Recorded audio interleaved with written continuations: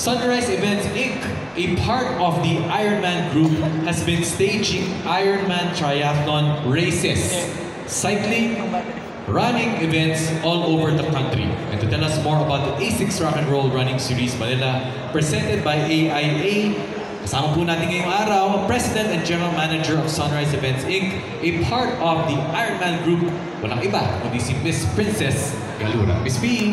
Hello! Good morning po sa inyong lahat. Vice, maraming salamat sa napakagaling mong Tagalog message. Nataranta ako eh. So, napapressure ako mag-Tagalog ngayon. Pero maraming salamat sa A6, of course, pangatlong taon na tayo magkasama. Sa AIA, mahabang pagsasama. 3 taon at sana'y higit pa. Actually, higit pa nga. Of course, kay Judith, kay Randy, kay Gab, sa mga kaibigan natin sa PSA Forum, no? Tama si Mix, pangatlong taon na ito at ang Rock and Roll Running Series ay brand ng Ironman. May pagmamalaki natin, tama ba yung Tagalog ko? May pagmamalaki natin na itong rock and roll na ito ay isa lang sa Asia na nangyayari. Hindi ito nangyari sa ibang lugar. Wala sa China. Pre-pandemic meron sa China, meron din sa ibang lugar sa Asia. Pero sa Asia, ngayon tayo lang. Ano pang masasabi ko dito? Ito lang ang karera na AIM certified.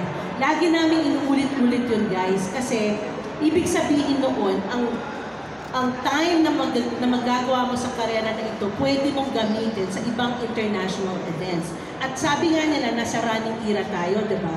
Alam naman natin na mahirap magpaikot-ikot sa Pasay, sa Manila. You want to travel abroad also, di ba? And this can be your ticket to doing a full marathon in the 6, now 7, the 7 big ones, no? The world majors. Last na, ito ay, anong kinaibahan ng rock and roll sa mga ibang karera? Meron tayong 4 M's. Basically, my miles, because you're gonna be running miles or kilometers sa mga metric countries. Sunod, may memories. Kasi nga, kasama mo yung mga pamilya mo na magpipicture, tatakbo, magiging healthy. Sunod, merong music. Kasi nga, meron tayong music all over the course. Hindi, sa 10K pa lang, guys, meron kang 10 music stations na tatakbuhin mo 3 beses. So, 30 music stations plus the finish line sa 42K. So, hindi mo talaga namamalayan na naka 42K ka na. Sunod, papakita ko mamaya sa inyo yung napakalalaki at napaka-interactive na medals. So, yun yung 4 na M. At syempre, yung pang-5 M, nandito tayo sa Manila. Kasi nga, ano ba ang Philippines, di ba? Ang sentro pa rin natin ay Manila. At wala tayo talagang official Manila Marathon na gusto namin maging kami yun. Kasi talagang nasa Maynila lang siya, wala sa Pasay, wala sa Mandaluyong, sa Manila lang siya. It's AIM certified and it has the 42, 21, 10, and 5K. And again, hindi natin to mararating kung wala si A6 at si AIA. This year makes we have 9,000 participants, very close to last year, no?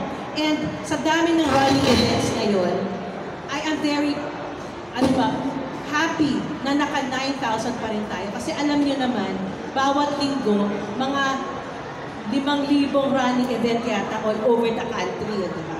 Meron dito, meron siyan. So, yung bumalik sa atin, maraming salamat. And we will make sure na walang ulan. Nag-aalay na kami ng itlog every day. At magiging masaya at safe kayo sa ating race course. Thank you.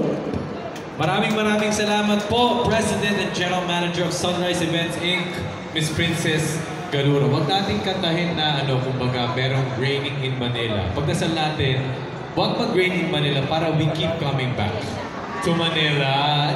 Totoo yun, kasi nagkaroon ng bagyo. Inaabangan na po natin yung bagyong Pepito.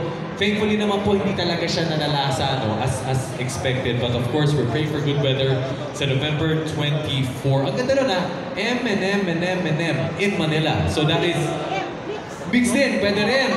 Miles, memories, music, and medals, walang iba kundi sa beautiful city of Manila.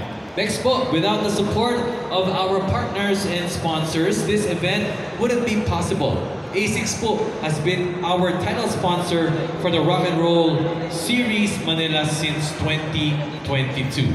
The A6 Rock and Roll Running Series Manila embodies the spirit of Anima Sana in Corpore Sano, a sound mind in a sound body, a philosophy that lies at the heart of A6. And today, with us, Marketing Director of Sona Corporation, Philippines Distributor of A6, Ms. Ishina Buksani. Good morning, everyone.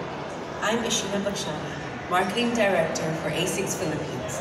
And I really wish I could be there with all of you today in person to experience the incredible energy as we kick off the A6 Rock and Roll Marathon series here in Manila.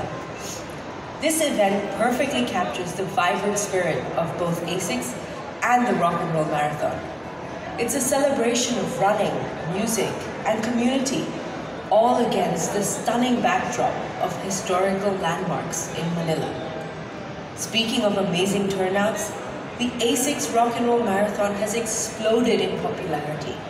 We're expecting over 10,000 runners this year, proving that the running scene here in the Philippines is stronger than ever. For those who don't know, A6 is synonymous with running. For over 70 years, we've provided runners with top quality gear.